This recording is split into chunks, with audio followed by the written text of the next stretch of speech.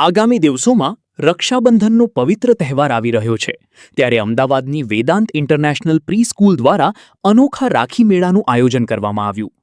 આ રાખી મેળામાં પેરેન્ટ્સ અને સ્ટુડન્ટ્સે સાથે મળીને તૈયાર કરેલી અવનવી અને આકર્ષક રાખડીઓ વેચાણ માટે મૂકવામાં આવી હતી.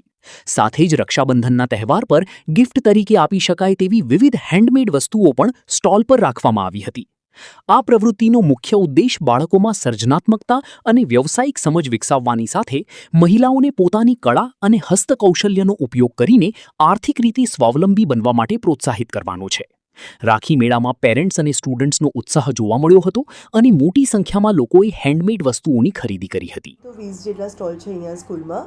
બાળકો અને મધરે સાથે મળીને રાખી મેળાનું આયોજન કરવામાં આવ્યું છે. ટીચરોએ બાળકોએ સાથે મળીને રાખી મેળામાં કેવી રીતે ડેકોરેશન કરવું અને એને કેવી રીતે સજાવવું એનું આખું જ આયોજન કરવામાં આવ્યું છે.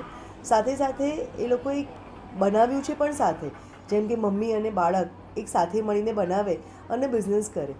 એ બાળકોને એવું શીખવાડવામાં આવે છે નાનપણથી જ કે સાથે મળીને તમે ઘરે બનાવેલી વસ્તુ પણ કેવી રીતે વેચી શકાય. તો એક બાળક કેવી રીતે બિઝનેસમેન બની શકે, આગળ વધી શકે એનો આશય છે. અને એની સાથે મધર્સ આજકાલ ઘરમાં જ બેસીને એન્ટરપ્રેન્યોર ઘરમાં જ બને છે.